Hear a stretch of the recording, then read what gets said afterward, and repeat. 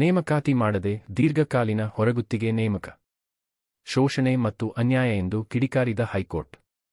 ಈ ತೀರ್ಪಿನ ಕುರಿತ ಒಂದಿಷ್ಟು ಮಾಹಿತಿ ಇಲ್ಲಿದೆ. ನಮಸ್ಕಾರ. ಇದು ನಿಮ್ಮ ಕೋರ್ಟ್ ಬೀಟ್ ನ್ಯೂಸ್. ನಿಯಮಿತ ನೇಮಕಾತಿಗಳನ್ನು ಬದಿಗಿಟ್ಟು ದೀರ್ಘಕಾಲಿಕ ಹೊರಗುತ್ತಿಗೆ ಮೂಲಕ ಸಿಬ್ಬಂದಿಯನ್ನು ನೇಮಕ ಮಾಡುವುದು ಅನ್ಯಾಯವಾಗಿದೆ. ರಾಜ್ಯವು ಶೋಷಣಾತ್ಮಕವಾಗಿ ವರ್ತಿಸಬಾರದು ಎಂದು ಅಲಹಾಬಾದ್ ಹೈಕೋರ್ಟ್ ಹೇಳಿದೆ. ಅಲಹಾಬಾದ್ ಹೈಕೋರ್ಟ್ ಇತ್ತೀಚೆಗೆ ಸಾರ್ವಜನಿಕ ಉದ್ಯೋಗದಾತರು ನಿಯಮಿತ ನೇಮಕಾತಿ ಪ್ರಕ್ರಿಯೆಯನ್ನು ತಪ್ಪಿಸಲು ನಿರಂತರವಾಗಿ ಹೊರಗುತ್ತಿಗೆ, ಔಟ್ಸೋರ್ಸಿಂಗ್ ಸಂಸ್ಥೆಗಳ ಮೂಲಕ ಸಿಬ್ಬಂದಿಯನ್ನು ನೇಮಕ ಮಾಡುತ್ತಿರುವ ಕ್ರಮವನ್ನು ತೀವ್ರವಾಗಿ ಖಂಡಿಸಿದೆ. ಇಂತಹ ವ್ಯವಸ್ಥೆ ಶೋಷಣೆ ಮತ್ತು ಅನ್ಯಾಯಕ್ಕೆ ಹೆಚ್ಚಿನ ಅವಕಾಶವನ್ನು ಒದಗಿಸುತ್ತದೆ ಎಂದು ನ್ಯಾಯಾಲಯ ಅಭಿಪ್ರಾಯಪಟ್ಟಿದೆ. ನ್ಯಾಯಮೂರ್ತಿ ವಿಕ್ರಮ್ ಡಿ. ಚೌಹಾನ್ ಅವರ ಪೀಠವು ಬರೇಲಿ ನಗರ ನಿಗಮಕ್ಕೆ 13 ವರ್ಷಕ್ಕಿಂತ ಹೆಚ್ಚು ಕಾಲ ಔಟ್ಸೋರ್ಸಿಂಗ್ ಮೂಲಕ ಕಂಪ್ಯೂಟರ್ ಆಪರೇಟರ್ ಆಗಿ ಕೆಲಸ ಮಾಡುತ್ತಿರುವ ವ್ಯಕ್ತಿಯ ನಿಯಮಿತೀಕರಣದ ಮನವಿಯನ್ನು ಪರಿಗಣಿಸಲು ನಿರ್ದೇಶನ ನೀಡಿದೆ. ದೀರ್ಘಕಾಲಿಕವಾಗಿ ಔಟ್ಸೋರ್ಸಿಂಗ್ ಅಥವಾ ದಿನಗೂಲಿ ಆಧಾರದಲ್ಲಿ ಅವಿಭಾಜ್ಯ ಸ್ವಭಾವದ ಕೆಲಸಗಳನ್ನು ಮಾಡಿಸುತ್ತಿರುವುದು, ವಿಶೇಷವಾಗಿ ಇಲಾಖೆಯ ಕಾರ್ಯಗಳನ್ನು ಔಟ್ಸೋರ್ಸಿಂಗ್ ಸಂಸ್ಥೆಗಳ ಮೂಲಕ ಪೂರೈಸುವ ಮಾನವ ಸಂಪನ್ಮೂಲದಿಂದ ನಿರ್ವಹಿಸುವುದರಿಂದ ಮಾನ್ಯ ಹುದ್ದೆಗಳ ಮೇಲೆ ನಿಯಮಿತ ನೇಮಕಾತಿ ವಿಧಾನವನ್ನು ನಿರ್ಲಕ್ಷಿಸುವುದು ಅಥವಾ ತಪ್ಪಿಸುವುದು ಶೋಷಣಾತ್ಮಕ ಉದ್ಯೋಗ ಪದ್ಧತಿಯನ್ನು ಸೂಚಿಸುತ್ತದೆ ಎಂದು ಪೀಠವು ತನ್ನ ಆದೇಶದಲ್ಲಿ ಹೇಳಿದೆ. ಈ ಪ್ರಕರಣದಲ್ಲಿ ಕಾಫಿ ಅಹ್ಮದ್ ಖಾನ್ ಎಂಬ ವ್ಯಕ್ತಿ 2011ರ ನವೆಂಬರ್ 1ರಂದು ಬರೇಲಿ ನಗರ ನಿಗಮದ ನಿರ್ಮಾಣ ವಿಭಾಗದಲ್ಲಿ ದಿನಗೂಲಿ ಕಂಪ್ಯೂಟರ್ ಆಪರೇಟರ್ ಆಗಿ ನೇಮಕಗೊಂಡಿದ್ದರು. 2012ರ ಆಗಸ್ಟ್ನಲ್ಲಿ ಸರ್ಕಾರದ ನಿರ್ದೇಶನದಂತೆ ಅವರ ಸೇವೆಯನ್ನು ರದ್ದುಗೊಳಿಸಲಾಯಿತು. ನಂತರ ಅವರ ಸೇವೆಯನ್ನು ನಿಗಮದ ನೋಂದಾಯಿತ ಗುತ್ತಿಗೆದಾರನ ಮೂಲಕ ವರ್ಗಾಯಿಸಲಾಗಿದ್ದು, ಆಗಿನಿಂದ ಅವರು ಒಪ್ಪಂದದ ಆಧಾರದಲ್ಲಿ ಕೆಲಸ ಮಾಡುತ್ತಿದ್ದಾರೆ. 2019ರಲ್ಲಿ ಅವರ ನಿಯಮಿತೀಕರಣದ ಮನವಿಯನ್ನು ಹೈಕೋರ್ಟ್ ಅಧಿಕಾರಿಗಳಿಗೆ ಪರಿಗಣಿಸಲು ಸೂಚಿಸಿತ್ತು. ಆದರೆ 2020ರ ಡಿಸೆಂಬರ್ನಲ್ಲಿ ನಗರ ಆಯುಕ್ತರು ಅದನ್ನು ತಿರಸ್ಕರಿಸಿದರು.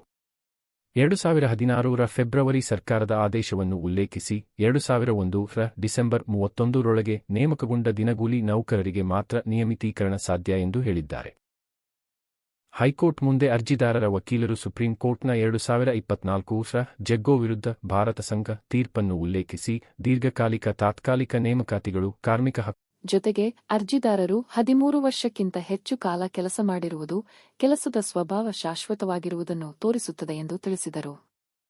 ಪೀಠವು ಸುಪ್ರೀಂ ಕೋರ್ಟ್ನ ಇತ್ತೀಚಿನ ಬೋಲಾನಾಥ್ ವಿರುದ್ಧ ಜಾರ್ಖಂಡ್ ರಾಜ್ಯ ತೀರ್ಪನ್ನು ಆಧರಿಸಿ ಮಾದರಿ ಉದ್ಯೋಗದಾರನ ಕರ್ತವ್ಯವೆಂದರೆ ಉದ್ಯೋಗಿಗಳ ಜೀವನೋಪಾಯ, ಗೌರವ ಮತ್ತು ಉದ್ಯೋಗ ಸ್ಥಿರತೆಯನ್ನು ಕಾಪಾಡುವ ರೀತಿಯಲ್ಲಿ ನ್ಯಾಯಯುತವಾಗಿ ವರ್ತಿಸುವುದಾಗಿದೆ, ಶೋಷಣೆ ಮಾಡುವುದು ಅಲ್ಲ ಎಂದು ಒತ್ತಿ ಹೇಳಿತು. ನ್ಯಾಯಾಲಯವು ಇಲಾಖೆಯ ಕೆಲಸವನ್ನು ಔಟ್ಸೋರ್ಸಿಂಗ್ ಮಾಡುವುದಕ್ಕೂ ಇಲಾಖೆಯ ಒಳಗಿನ ಕಾರ್ಯಗಳನ್ನು ನಿರ್ವಹಿಸಲು ಕೇವಲ ಮಾನವ ಸಂಪನ್ಮೂಲವನ್ನು ಔಟ್ಸೋರ್ಸಿಂಗ್ ಮೂಲಕ ಪಡೆಯುವುದಕ್ಕೂ ನಡುವಿನ ವ್ಯತ್ಯಾಸವನ್ನು ವಿವರಿಸಿದೆ.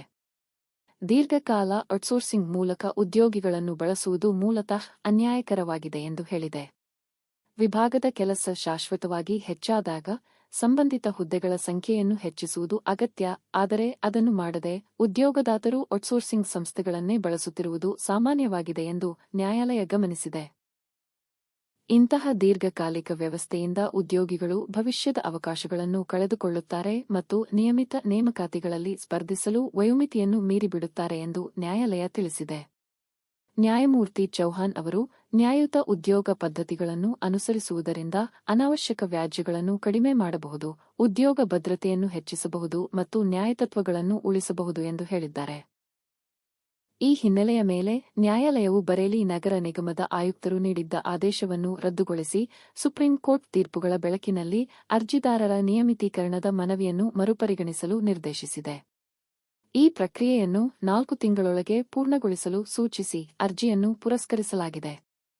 ಪ್ರಕರಣ ಶೀರ್ಷಿಕೆ: ಕಾಫಿ ಅಹ್ಮದ್ ಖಾನ್ ವಿರುದ್ಧ ಉತ್ತರ ಪ್ರದೇಶ ರಾಜ್ಯ ಮತ್ತು ಇತರರು. ಅಲಹಾಬಾದ್ ಹೈಕೋರ್ಟ್. ಇದು ಈ ವಿಷಯದ ಕುರಿತ ಸಂಕ್ಷಿಪ್ತ ಮಾಹಿತಿ.